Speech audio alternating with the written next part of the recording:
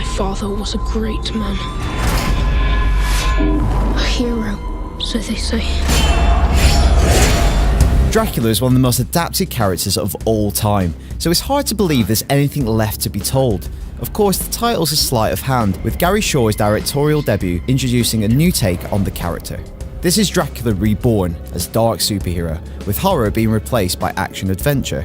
In order to protect his country and people from the Turks, Dracula makes a pact with a vampire. In return for freeing the demon, he gains the creature's supernatural powers, returning to normal in 3 days, providing he can resist the urge to drink human blood. Sometimes the world no longer needs a hero. Sometimes what it needs is a monster.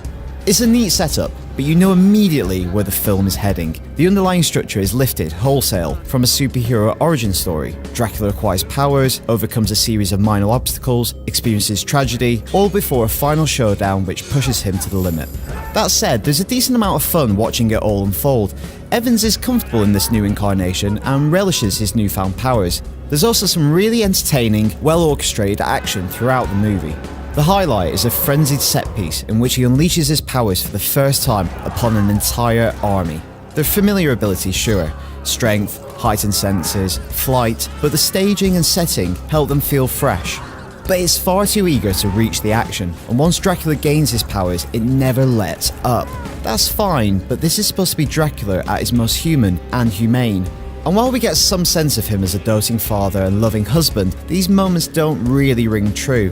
There's not enough time invested in this side of the character to make later scenes really work. It also rushes its world building. Charles Dance plays the arch-vampire and is responsible for laying down a lot of the mythology, but it's done in such a hurried fashion, you're never quite sure what the rules are. You have no idea. It seems vampires can go out in the day, providing they keep to the shade, but it's never really clear. There's also a strong feeling that a lot of this is being set up for potential sequels and spin-offs, rather than serving the film at hand. And because you're not privy to the bigger plan, like when Nick Fury first teased the Avengers Initiative, there's a feeling of incompleteness here, rather than excitement and anticipation. Dracula Untold is an entertaining attempt to reposition the character as a new breed of anti-hero. It looks great, the action is fun, but it fails to really explore its character and make the most of its intriguing mythology.